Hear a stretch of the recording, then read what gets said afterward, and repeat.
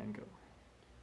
My name is Lynette Jolivet, and I'm interviewing Mr. Ronnie Dunn today. It's August 21st, 2020, at the Sparta Public Library in Sparta, Illinois. Ronnie, where were you born? And when were you born? Where and when were you born? December 13, 1980, in East St. Louis, Illinois. Okay. Who are your parents? Dolores Dunn and Ronnie Strong. Okay. What are their occupations? My dad, he plays in the band. He's professional. He go all around the world Okay. playing. And my mom retired. She Okay. is living her life right now. Okay. Good. Who are your siblings? I have two older sisters. While you tell me, give me their names. Lakeisha Carter. I have, well, first off, Shanae Carter is my older sister.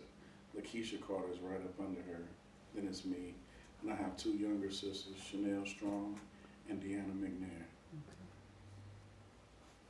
Did any of them serve in the military? No. Okay. What were you doing before you joined the service? I was an athlete, playing basketball, running track, playing football, and working at McDonald's. Okay, where did you do that at? Right here in Sparta. In Sparta, okay. And what year did you join the service? 1999. 1999. July. How long did you serve? I did 6 years. 6 years, okay. Where were you living when you joined the service? I was living in Centerville, Illinois, with my dad. Okay. In which branch of the military did you serve? The Army. The Army.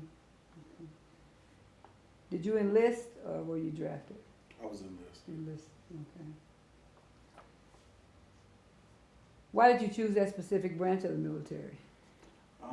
At first I tried to do the Marines, and then the guy that was recruiting me, he didn't have it all together, so it kind of shook me. And then Sergeant Tucker, he came up to me at lunch and was like, "Man, you might want to try the Army." And my two uncles, they served, and they retired from the military, so I just followed in their footsteps and went into the Army. So they both were in the Army also? Yes, ma'am. Okay. Yeah. What happened when you departed for training camp and during your early days of training?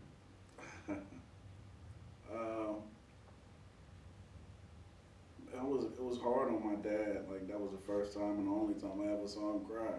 And my mom, she was okay about it, but my dad, he really, it got to him. And that was my first time being away from home, and I was scared. Scared. Yeah. Do you recall your instructors? Oh, yeah. What were they like? Oh, man. He was Drill Sergeant Gonzalez. He was a short little cocky, like Speedy Gonzalez. He had so much energy, and it was Sergeant, I forget the other sergeant, I can't remember his name, but that we had a fun time in basic training. So you enjoyed basic training? Oh, I definitely did. That's good. So, since you say you enjoyed it, tell me, kind of expound on what just you liked about it. being an athlete, it was a lot of PT, a lot of physical fitness. And so being an athlete already, that's already what I did. So that was something to expound on. It was always doing it, and then it was building a lot of character, and it was challenging you, like, to go beyond your fears and beyond stuff that you didn't even think that you had the capability of even surpassing. And it was a challenge, but it was building character, Okay. What was the worst part of boot camp? Getting smoked when one person mess up and everybody gotta pay for it. That sucked. Yeah, that really was hard, because teamwork was important, and if you didn't work as a unit, we paid for it. So that one weak link made everybody suffer. Would you like to expound on some of the sufferings? Oh man, like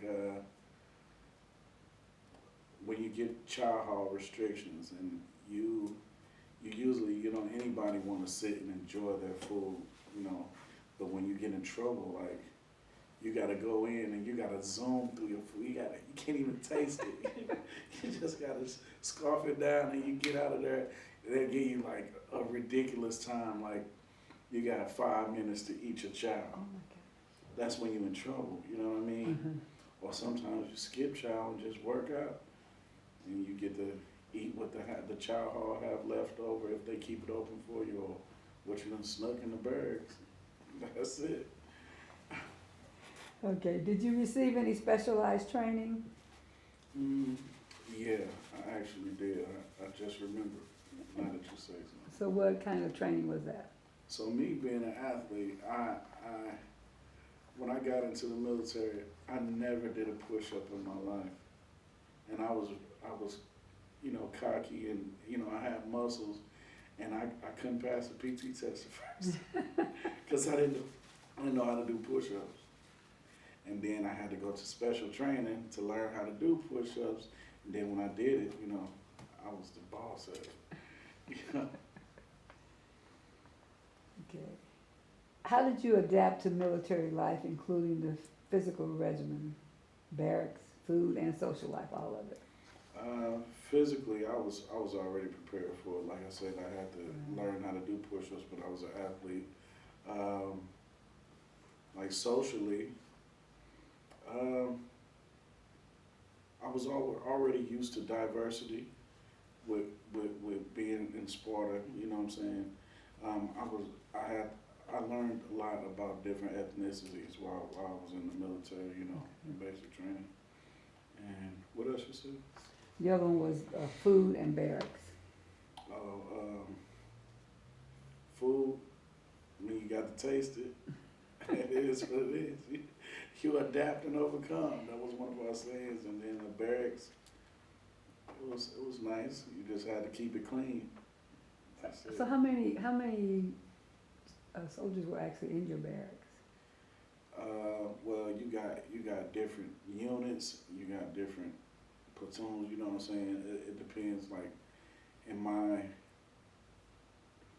on this, it was two sides. You know what I'm saying? It was like maybe 12 soldiers to a bay. Yeah, 12 on this side, 12 on this side. So that's in your total maybe 24 sleeping, people. Yeah. total sleeping area. Mm-hmm. Okay. Yeah. How did you get used to that? I mean,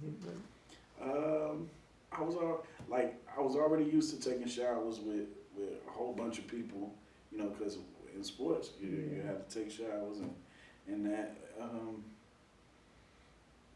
It was just getting woke up late at night by a drill sergeant or early in the morning. You don't know why you getting smoked. You don't know why they waking you up. They just coming there screaming and beating on stuff. That was hard because you never got to get any sleep. You know what I mean? And they would keep you always alert. Try to keep you alert, and you'll be falling asleep in formation, standing up. Yeah, they take all your little time from you. Where did you serve? I did basic training in AIT in Fort Sill, Oklahoma. And then from there, my first duty station was Fort Riley, Kansas. And then from Fort Riley, Kansas, I went to Vilseck, Germany. And in between Vilseck, Germany and Kansas, I used to go to NTC at Fort Irwin, California in the Mojave Desert. And those are the places that I've been in. So what is NTC? It's a national training center where we go, we train for like wartime things. Yeah. If you served abroad, what are some memories of that experience, and what was your first impression? A culture shock. Mm-hmm. Germany was different. Me never being in another country before and away from my parents' home, so then to get rushed into another country by yourself, as a grown man, well, 17, 18, you think you're grown. But I don't know, it was like thinking about Germany, I was thinking about Hitler and the Holocaust. And so I was like scared, like, man, like me being a black man, you know what I mean? I thought it was gonna be trouble, but no, you just, only thing, the older people just, you know, they were a little, you know, but the younger people were hip. And it was surprising, but they just, the older people, well, the people there, they just wanted you to try to speak their language before they speak English to you, because they have to learn English. You know what I'm saying, as a second language. They know English, but they won't speak it unless you try to attempt to speak that language. Yeah. Good trade-off. What kind of friendships did you form while serving, and with whom? Oh man, some of the best friendships I've had with my military brothers that's still going on today, because you have a bond, because you all are going through the same exact thing, trying to achieve the same goal, and brotherhood is like, that's big time in the military. You know, having a battle buddy that got your back. How did you stay in touch with family and friends back home? First, it was just through phone calls, and then social media came around, and that was the biggest way to keep in contact with your family. Okay. What did you do for recreation or when you were off duty? I used to play sports and work out, but then I got hurt, and I was just at home with my kids, being a daddy. That's it. What was your most memorable experience while serving?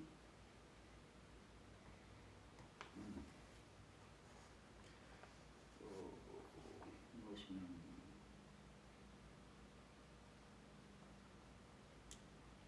I guess when I went to Nuremberg in Germany, that's a historical place, you know what I mean? So when I went there, and when I went to Berlin, saw where the walls had came down, and what was Czech Republic.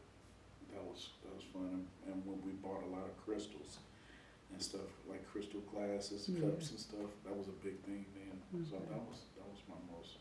Okay. What did you think of the people you served with? Leadership, but didn't like. Well, let me take that back. In Germany, I didn't like the leadership, but as far as the enlisted soldiers, man, I love my brothers. We all still get along right now to this day. What did you not like about the leadership in Germany? In Germany, they didn't have the public eye on them. You know, like over here in the United States, you had a lot of people that were governing what was going on over here in the States. Over there in Germany, you didn't have people, you know, so concerned with what was going on over there. So a lot of people got away with a lot of stuff that they weren't supposed to get away with, and they took advantage of that, and didn't like that. What was the highest rank you ever achieved? Corporal. Corporal. You want to tell me a little bit about that rank?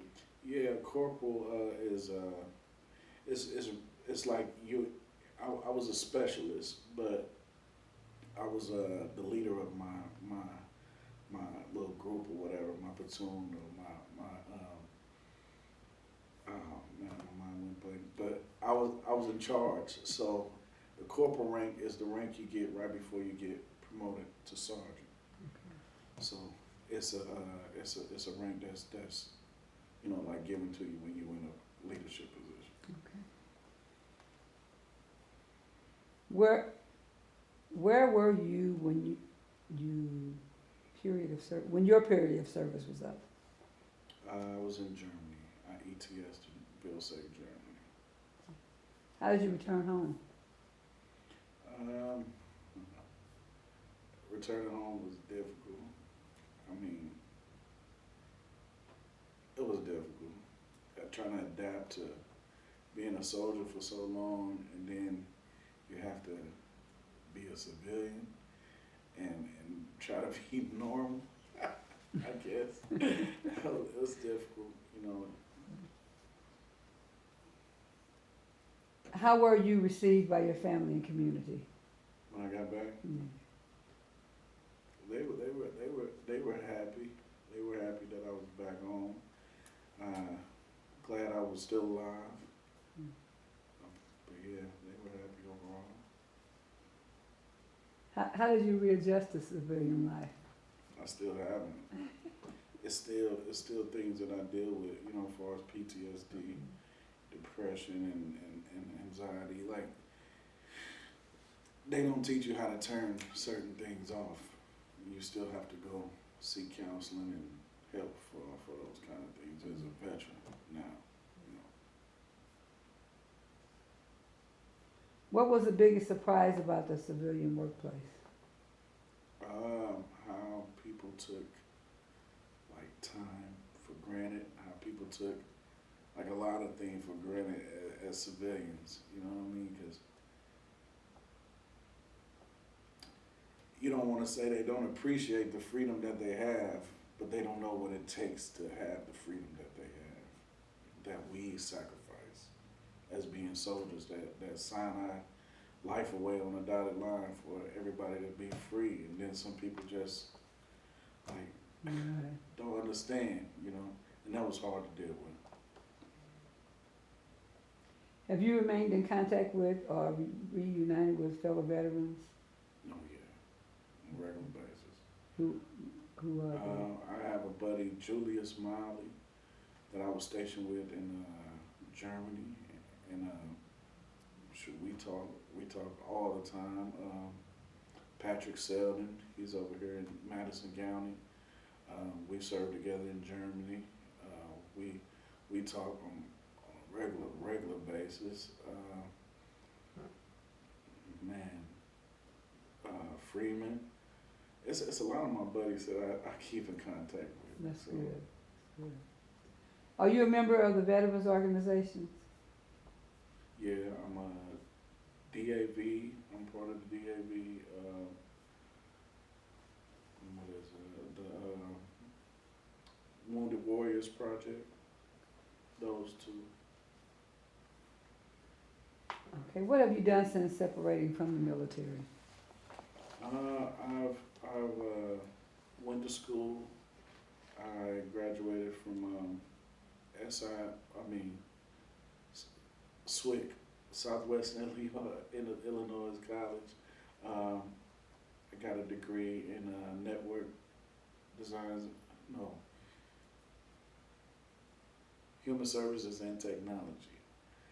I had a degree in network designs and administration. I was going for that, but I stopped a year in, so I have a year left to complete that. And then I'm almost finished with my bachelor's degree in workforce development and education at SIUC. How did your service experiences affect your life? It taught me how to be a man, like patience, virtue, work ethic. Like just taught me a lot of positive values, like how to when you say you're gonna do something, do it. Let your word be everything. What key knowledge, skills, abilities, and experiences that you learned from military service would you say are the most valuable?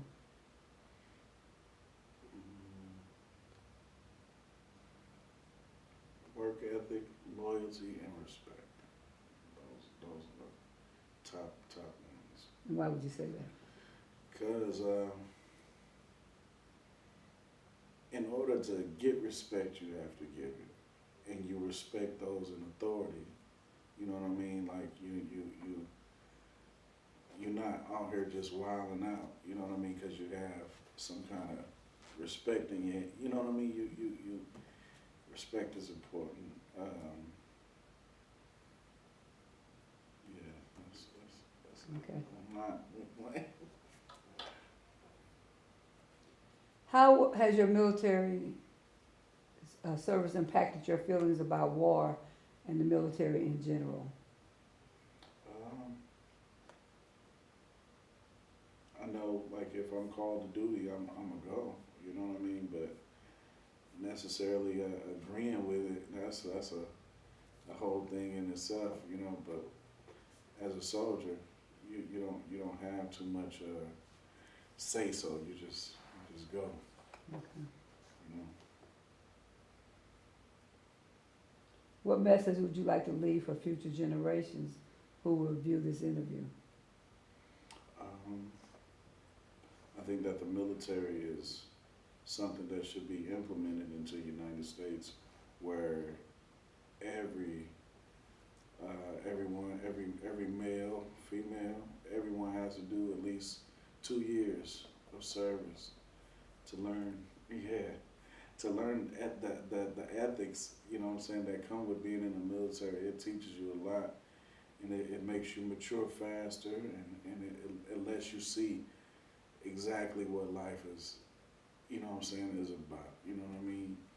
You get to learn a lot of discipline before you get shoved out there as an adult into the world, and you get told, like, you gotta do this. You have no platform, no map. The military will give you some guidance. Is there anything you feel like we haven't discussed or you would like to add to your interview? Just that when I was in the military and I was at my prime, I wore the PT patch, and everybody that look at this that's prior service, they know that's the elite of the elite, you know, in physical fitness. So I used to wear that PT patch proudly, you know, and that's about it. Okay, so tell me a little bit about what your duties were. Well, in Fort Riley, I was a 93 Foxtrot. Since then, they've changed the name of it. I used to be a meteorological crew member. So we were field artillery. So the guns, they couldn't shoot without our readings from, you know, our radio signs, and we'll send them up with a radio sign attached to a balloon that we fill up with helium. We send it up when we get the wind speed, density, pressure, humidity, you know what I'm saying, all that stuff that they need to shoot their guns accurately. So they really not supposed to shoot without us, but that didn't always, they were very impatient sometimes, you know, and that was fun, you know. I enjoyed being they call me a weatherman. Yeah. And then in Germany, I was a 77 Fox. It was a petroleum supply specialist. And we basically a fueler. We filled up, you know, all the tanks and Humvees and, you know, choppers, airplanes, whatever. You know, we were the fuelers, and we were very important. If we blow us up, I mean, the war is over, you know. So we had heavy artillery, you know, that escorted us when we went to war and stuff like that. And what was the other third place that you said? What did you do at that time? NTC, that's the training center in California. We would be in the Mojave Desert, and in the daytime, it's just like you'll think of a desert, but at nighttime, it is so cold. Oh my. It is cold, and then you have your sandstorms. Yeah, but there is where you practice your job, like you practice like in wartime, and you know, actually out there roughing it up.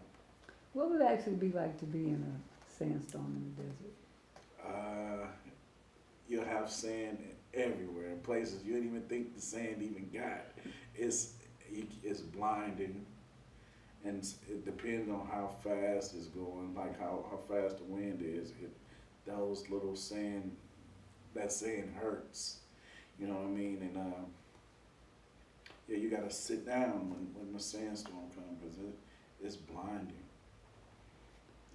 So what did you do in the midst of when one happened? What did, When one happened, one time I was asleep, and I was in my sleeping bag, and I just braced onto one of the poles. I braced onto one of the poles, and I stayed covered in my sleeping bag.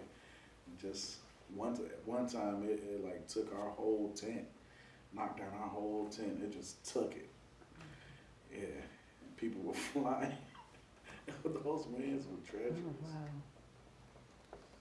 Yeah.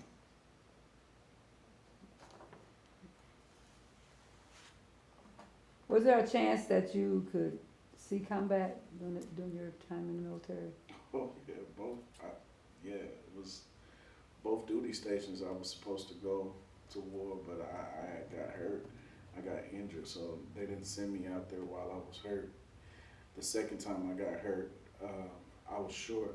You know, I was getting ready to get out of the military, so that saved me from going to war. Mm, So, yeah. okay. Well, how did you feel about avoiding combat?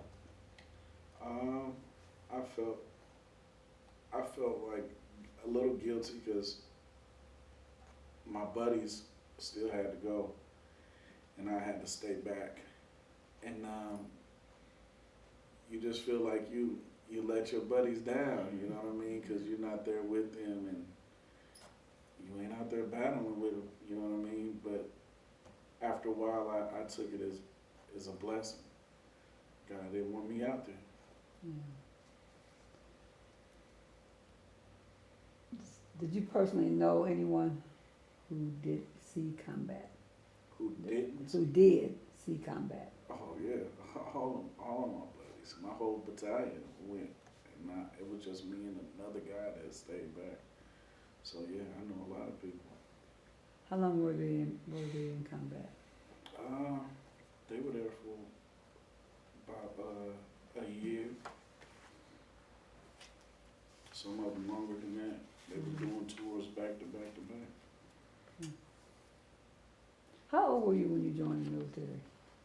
I joined the military in the Bear program when I was 17, and they couldn't legally take me until I turned 18. As soon as I turned 18. So what made you decide to join? What was the reason why you wanted to join? I had a scholarship. I was seeking a scholarship, and I had offered to Mississippi State running track, and then I ripped my hamstring, and they would only offer me a partial scholarship. So at the time, I had some kids on the way, so it was like, wait till my junior year, red shirt me till my junior year, making no money, just going to school, and not getting to play sports until my junior year, or go straight to the military and have some money to provide for my kids that I had coming. So it was a no-brainer. I went to the military. What was your most frightening experience? When we got called to war. When that war first broke out with President Bush, Iraqi Freedom, and my unit, you know what I'm saying, Big Red 1, we were the first. They called on us to go on out there, and I was ready, and then I got hurt, and I didn't get to go. But it was a fear, but at the same time, you felt like, okay, now it's time, you know. But it is what it is. What was your most interesting experience? Most interesting experience is when I don't know, in Germany, you know, I was single, you know what I'm saying, when I first was in the military, you know, and I was just partying and having fun. It felt like college, you know what I'm saying? But at the same time, you know, it was different in college. But it's just having that freedom and not being, you know, with your parents and telling you you're a grown man and you just gotta do whatever you want to do. So that was interesting. It was fun. What was your most exhausting experience? When I got in trouble a couple of times in the military where I had extra duty and I had to clean up. I had to buff floors and clean up. I used to have to cut the little cracks in the grass. You know, you got concrete, but the grass is coming out of it. Right. I used to have to cut that with scissors. Ooh. Yeah, in corners in the latrines. Our sergeant major gave us a brush, and we would have to clean the cracks. Like had to do that for. Well, that one was 15 and 15. Yeah. So what were some of the things that you did to cause you to have to? Oh man, I was fighting. I was fighting. Yeah, I was fighting. Was there any part of your job that you were especially good at? Yeah, I mean, I was a marksman shooter. I could shoot any rifle good, any gun, any weapon. I shot it good. Was there any part of your job that you especially enjoyed?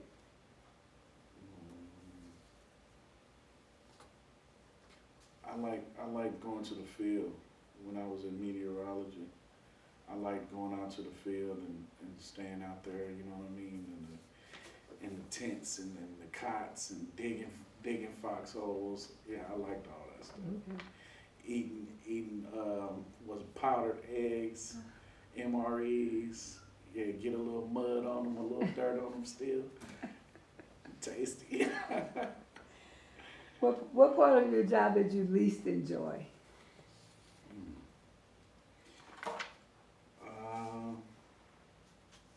Running long distance. I hated running long distance. I was a sprinter. So in the military, like, you have to run like 6 to 8 miles, like, to prepare you for the 2 mile, PT test where you only have to run 2 miles, but in preparation, you running 4, 6, 8 miles. I hated running long distance.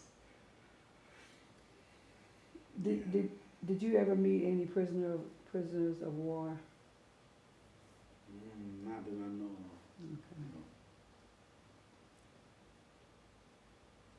Okay, I'm gonna ask you one last question here. What was the most impressive place that you saw? Most impressive place that I saw.